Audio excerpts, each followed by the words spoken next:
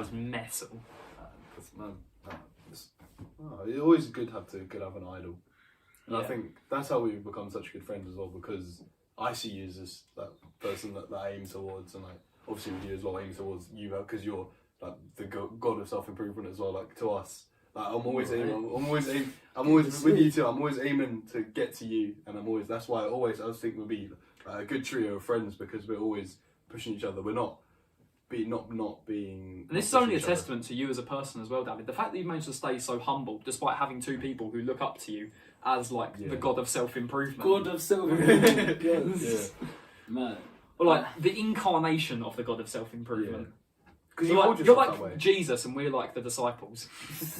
It's because you hold yourself or we hold you in such a high esteem. Yeah. We have so much respect for like what you've done in self-improvement. Because you started us all. It's hard to think about it that way, because obviously we try to live in the present moment. We try to push ourselves each day, but then we don't look back on the past, which we should. To like get a sense of elation. Looking back on the past, not necessarily to dwell in the past, but to reflect on it and to use it for further improvement. Because you got to perfect. You got to see how far we've come. Because beginning of school, we weren't friends. Yeah, I remember. Yeah, they don't feel right thinking about it. I feel like I've been making each other, did you? No, not that we didn't like each other. We were just a bit distant. Not speaking. But then it's neutral. Song study. Yep. And then that's where it all kicked off. And then a certain joke. we won't name that joke, but it's about Try and keep this as PG as possible. Won't name that joke. But then all these little actions that brought everything together. And it's mad. Like, it is really thinking about it. Considering that, especially like in year 11 when I was with David a couple of times and I tried to speak to you and you just wouldn't acknowledge others. Well, that was when I was the biggest introvert. NPC days. Yeah, that was. Yeah, but we used to be like that Jeffrey. I used to scroll back in lockdown. Mm-hmm. Just thinking about it is quite. When you look at the state I got to myself with like in lockdown. Physically, I've never been lower. Mentally, never been lower. Yeah, lockdown was. Yeah, it was a bad one. Addicted to social media porn. Yeah, and I was somewhere where I didn't want to be in that relationship. Oh yeah, I've heard. Don't worry. The Red Menace. Yeah, with me, it like hit the just loads of depression from not being able to go out and stuff. Yeah, got myself like really depressed from not being happy with myself. A few other like deaths in the family and stuff, like external things that really all contributed to it. And then you know what helped me? Starting to go to the gym. Yeah. Genuinely, starting to go to the gym is what got me out of that depressed state. And that's such a good thing as well. Exactly. Now you've got this thing where I've got to give some credit here. Finley Parks, if you're watching, probably aren't. But if you are, I want to give you credit for this, alright? Because it was you that got me to come to Oakley with you after I started training a little bit at home. And that, in my opinion, was when I started getting more serious. Because there's a bit of competition between me and you, weren't there? Me trying to outdo Finn. Finn was stronger than me when he started. I caught up to him, surpassed him. Yeah. I remember I used to be stronger than Tim. I think this guy is so much stronger than me. We'll find out. We'll find out soon. Improvement you've helped I've pushed him to his limits.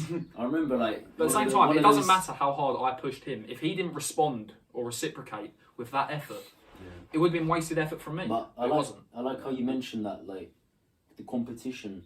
I think I should sort of implement this into my life more, thinking, oh yeah, Tim's doing this, he's in the gym with Franklin, Franklin's got this mindset mentality, why don't I have it? Exactly. I think it's good to have this healthy competition between us, between the like brothers. 100%, because competition is like very important to testosterone, isn't it? Yeah. As men, we're meant to be competitive, we're meant to aspire for the pinnacle. There's a quote from Baki, if anyone was born male, they have at one point in their life dreamt of being the strongest. Yeah.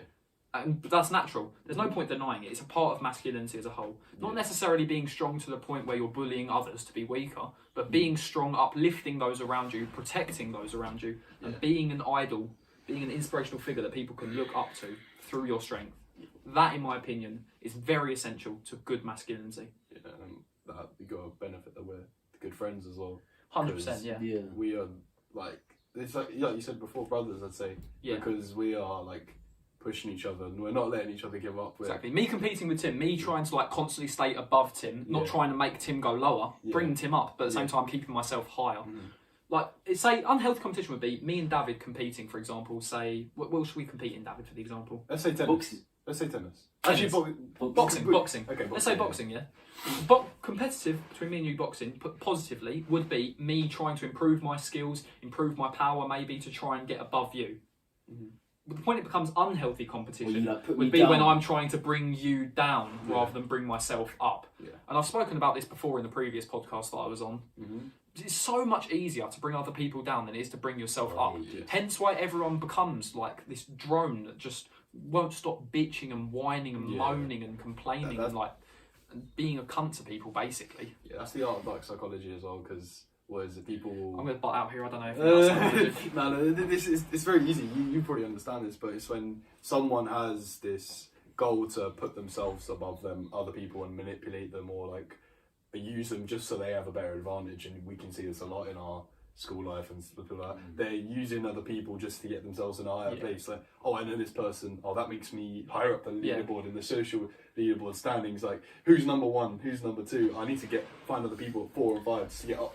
Exactly. Yeah. It's like, oh, I'm like 7th in the social leaderboard, but I know number 1. Yeah.